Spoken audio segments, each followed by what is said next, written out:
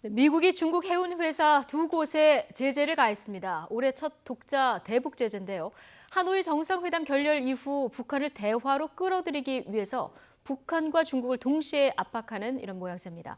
워싱턴 특파원 연결해서 자세한 소식 들어보겠습니다. 김희준 특파원. 네, 워싱턴입니다. 네, 미국 재무부가 중국 해운 회사 두 곳에 대해서 이제 제재를 내렸는데 올해 첫 독자 대북 제재인 거죠? 네, 그렇습니다. 트럼프 정부 들어서 올해 첫 독자 제재이고요. 또 하노이 정상회담 결렬 이후 처음이기도 합니다. 좀 더 자세한 내용을 들여다보면 미국 재무부는 오늘 중국 다롄에 소재한 해운회사 두 곳을 제재 명단에 추가했습니다. 다롄 하이고 국제화물은 이미 미국의 제재 대상인 북한회사 백설무역회사에 물품을 공급했고, 또 랴오닝단싱 국제운송은 유럽 주재 북한 조달 당국자들이 정권을 위한 물품을 구입하도록 도운 혐의를 받고 있습니다. 북한 정찰총국 산하의 백설무역회사는 금속과 석탄 등을 공급 구매한 혐의로 이미 제재 대상에 올라 있는데요. 북한 정권이 그 이득을 봤을 것이라는 것이 미국 당국의 판단입니다. 예.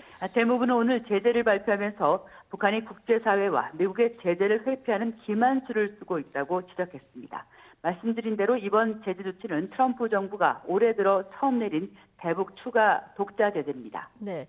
여기에다가 이 북한 불법 해상 운송에 대한 주의보도 내렸는데 여기 한국 선박이 포함됐어요? 그렇습니다. 미국 재무부는 오늘 북한과의 불법 환적 등 해상거래주의보도 13개월 만에 갱신 발령했습니다. 석유 불법 환적과 또 북한 석탄 수출 등에 연루된 선박 수십 척을 무더기로 목록에 추가한 겁니다. 그런데 이들 불법 환적 의심 선박들 가운데 루니스라는 한국 선적의 선박이 포함되어 있습니다. 1999년 건조된 선박인데요. 이런 선박 간 환적을 전후로 한 기항지에 바로 한국의 부산과 여수, 광양이 포함됐습니다. 재무부는 이런 의심 선박들 가운데 일부는 제재 대상 인물과 이해관계가 있을 수는 있지만 반드시 소유관계가 있는 것을 단정하는 것은 아니라고 설명을 했습니다. 예. 하지만 일각에서는 미국 정부가 국제사회에 대북 제재 공조의 고삐를 죄는 가운데 한국 정부에도 모종의 메시지를 보낸 것 아니냐, 이런 해석이 나옵니다. 예. 자, 앞서 말씀하신 대로 하노이 정상회담 결렬 이후에 처음 가해진 제재입니다. 자, 이 어떤 배경이 있을까요? 네, 2차 북미 정상회담이 합의 없이 끝난 뒤 북한은 미국이 내세우는 일괄 타결식 빅딜 접근법에 반발해왔습니다. 지난주 최선희 북한 외무성 부상이 나서 이 같은 미국의 비핵화 해법을 비판하면서 핵실험과 미사일 발사 시험 재개 가능성도 경고한 바 있는데요. 미국은 이에 굴하지 않고 협상에 주도권을 쥐겠다는 의도로도 풀이됩니다.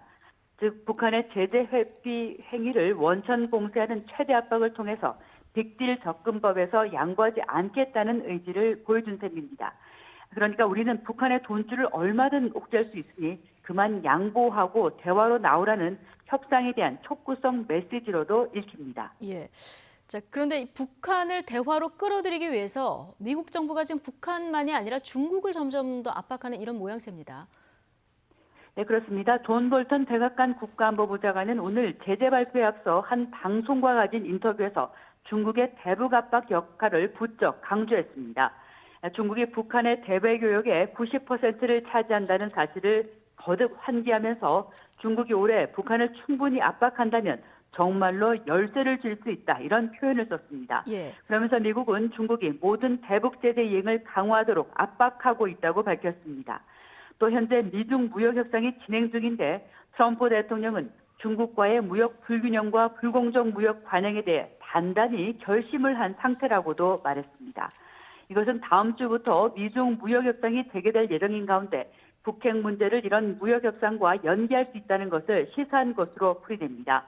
즉 지적재산권을 비롯한 주요 이슈에서 중국이 미국과 원만한 타결을 이루지 못할 경우 폭탄 관세 등 철퇴를 가할 수 있으니 중국이 이 같은 대북 제재 대열에서 이탈하지 말고 대북 지렛대를 최대한 활용해서 북한을 비핵화 대화로 끌고 나오도록 하라, 이런 뜻으로 해석이 됩니다.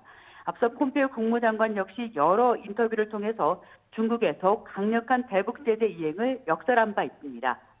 네. 최근 트럼프 정부에서 나오는 발언들을 보면 북한에 대한 최대 압박과 관여, 그러니까 대화도 또 병행하겠다 이런 전략인데요. 이게 북한에 얼마나 통할까요?